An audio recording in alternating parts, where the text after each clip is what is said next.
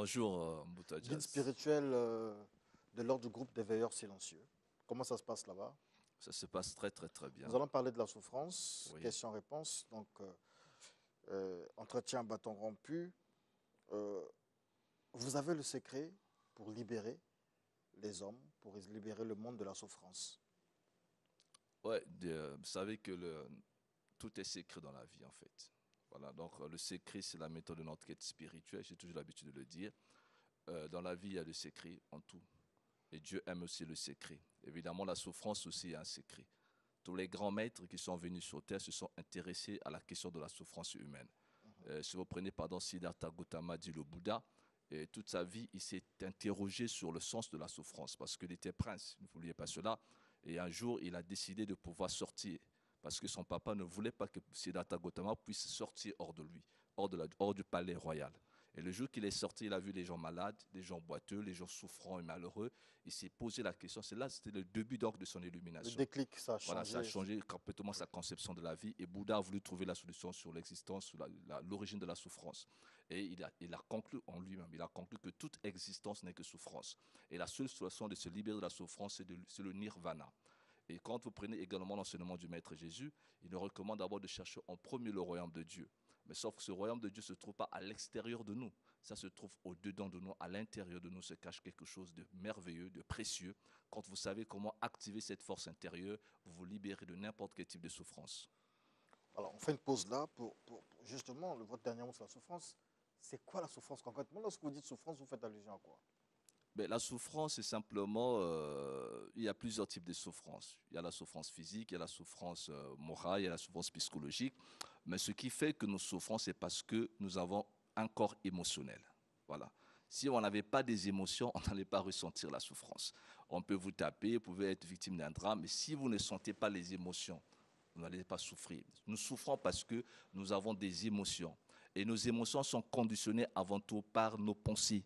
Ce sont les pensées qui conditionnent les émotions. Et au niveau de la pensée, quand vous raisonnez mal, quand vous ne comprenez pas ce qui vous arrive, quand vous ne savez pas exactement qu'est-ce qu'il va falloir faire pour sortir d'une difficulté quelconque, en ce moment-là, ce malaise-là, c'est ça qui fait la souffrance. Et en ce moment, votre corps émotionnel, votre corps émotionnel commence à vibrer négativement. Vous avez de la peur, de l'inquiétude.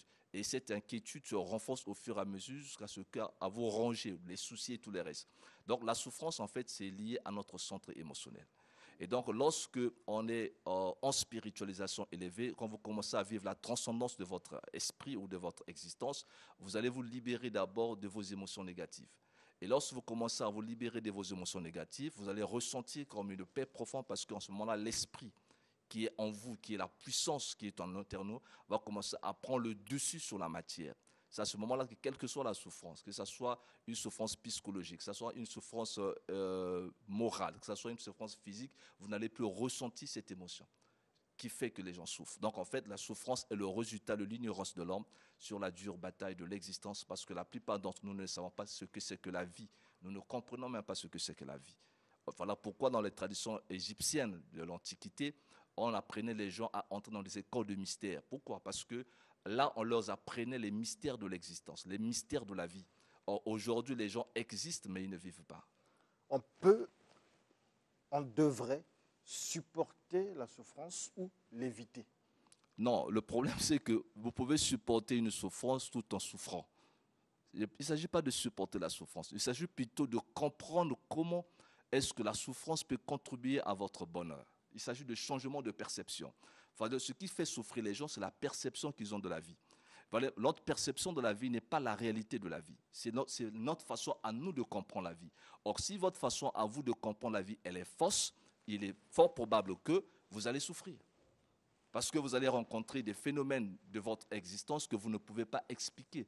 Qu'est-ce qui fait que quand quelque chose arrive à quelqu'un, la première question que la personne se pose quand il est limité, c'est pourquoi ça m'arrive? Mais c'est normal que la personne pose une telle question parce qu'il ne sait pas que la vie est un Nous mystère. sommes dans la théorie. On va prendre un Ouais. cas pratique. Allez-y. Vous perdez un être cher. Ouais. Vous êtes dans la douleur, dans la souffrance, comme Ouais. on parle dans la Bible. Ouais. David, lorsqu'il perd, je pense, son fils, Ouais. il déchire les habits. C'est la souffrance, en fait. Ouais. Alors, dans ces conditions-là, lorsqu'on est dans cette situation, comment la souffrance peut contribuer à notre bonheur? Cas Mais pratique.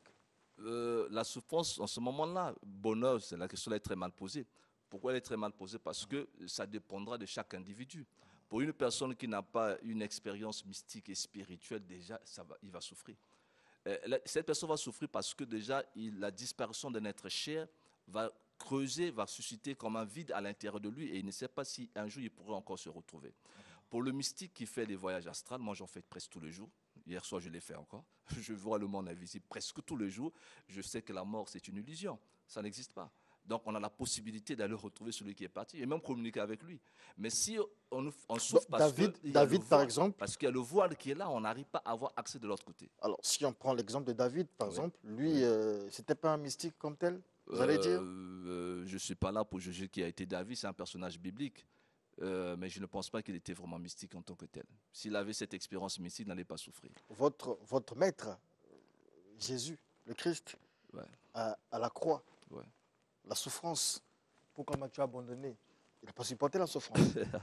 Merci pour cette très belle question.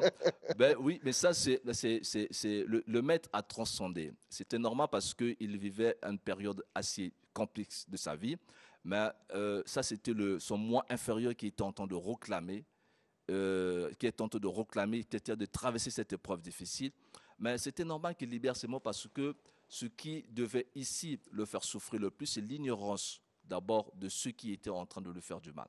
C'est qu'il réalisait jusqu'à quel point que le monde était ignorant et ça lui a fait du mal. Mais c'était une souffrance qui était ici encore une bénédiction parce qu'il ne faut pas oublier que dans la souffrance peut être un processus pour nous faire grandir, nous faire évoluer. Quand je dis souffrance, ça ne veut pas dire qu'on ne peut pas ressentir de la souffrance. Attention, on peut souffrir, mais lorsque vous comprenez le sens de la souffrance devient un bonheur. Cette souffrance même devient un bonheur. Comment maîtriser la souffrance? On va parler de ce secret-là. C'est quoi concrètement? Vous parlez de magie. Il faut comprendre. Le secret, les Égyptiens appelaient ça la route royale de la vie ou du bonheur. C'est-à-dire, c'est la magie de la vie, en fait. C'est ça le secret. C'est quoi concrètement? Ça ne peut pas s'expliquer avec le mot, il faut vivre ça. Le problème, c'est que les gens ne veulent pas vivre le mystère de la vie. Les gens ne veulent pas vivre la magie de la vie. Ils veulent comprendre la vie, mais ils veulent comprendre la vie avec la raison raisonnante. C'est impossible de comprendre la vie avec les sens physiques. La vie est esprit, il faut vivre la magie de la vie. La vie est magique. Qu'est-ce qu'il doit faire? Ça veut dire qu'aujourd'hui, tu peux être malheureux, misérable et souffrant. Mais en si peu de temps, quand tu commences à vivre cette magie, en peu de temps, tu peux changer ton statut social. Tu peux être malade, difficilement, parfois tu n'arrives même pas à te mettre debout, mais la magie peut faire en sorte que d'un coup tu te mets debout, après tu commences à te prendre en sorte. Donc en fait, il y a cette magie-là que les pasteurs ont compris, ceux qui font des miracles, etc. Pardon? Ils ont compris cette magie? Ça n'a pas à voir avec des questions religieuses, c'est une question spirituelle parce que il ne faut pas oublier une chose, que la spiritualité elle est différente de la religion. Et donc la vie elle est spirituelle, mais n'est pas religieuse. Être religieux, c'est une affaire de culte et des principes religieux et tout. Mais le problème de la vie, c'est la spiritualité. Et la spiritualité, il y a des lois et des principes incontournables, immuables. Vous ne pouvez pas les changer. Cette magie, vous l'apprenez chez vous là-bas, dans votre école? Bien sûr, à l'école, à l'OGVS, nous apprenons la magie de la vie. La vraie magie, la seule et unique magie. Le reste, là, ce sont que des illusions. Situation de l'école géographique. Nous sommes donc vers l'école de police à Mokondo, Mazala. Précisément où? Parce que si quelqu'un vient là-bas, il ne va pas se retrouver. Nous sommes dans la rue Tsotsolo, numéro 10. D'accord. Voilà, nous avons déménagé, on a trouvé un nouveau local. Et c'est là où on s'est maintenant installé. Numéro de téléphone? Mon numéro de téléphone, c'est le 06 692 28 48. Je reprends, 06 692 28 48, c'est mon numéro MTN. Et les 04 473 42 20, c'est mon numéro RTL. Nous avons également une page Facebook. C'est Grand Maître Anaël pour tous ceux qui aimeraient donc avoir des informations utiles que je vais commencer à mettre, des formules pratiques pour pouvoir permettre aux uns et aux autres de se libérer de n'importe quelle difficulté, de n'importe quelle souffrance, parce que la vie, elle est belle, elle est merveilleuse, elle est super. Il n'y a pas de raison que les gens souffrent. Alors, en parlant de magie, de pratique et tout ce que vous dites, j'ai un exemple, une situation. Quelqu'un est venu me voir, qui voulait, il est fatigué de souffrir et il voulait un portefeuille magique. Déjà, le porte-monnaie magique, c'est une illusion, c'est un mensonge. Ça n'existe pas. Quel porte-monnaie magique? Vous n'avez pas besoin de ça pour être heureux. Vous avez en vous, à l'intérieur de vous, une vraie magie naturelle, des vraies richesses naturelles. Le problème, c'est les extérioriser dans le monde. On va parler du portefeuille magique Bien dimanche sûr, prochain. nous en Parce parlerons. qu'on voit, on aura des images et des gens qui ont des portefeuilles magiques qui touchent, l'argent sort, ceux qui farotent, etc. Comment comprendre ça? Ça me fait 20 ans que je suis dans la magie. J'ai Gardez ça, grandi on avec en ça. reparle dimanche Ok, prochain. merci. Merci beaucoup, c'est la fin de ce 210. Nous nous trouvons dimanche prochain avec Maître Anaël, Grand Maître Anaël, vous avez compris. Donc allez sur Facebook, Grand Maître Anaël, allez sur Facebook, Studio 210, allez sur YouTube, Studio 210.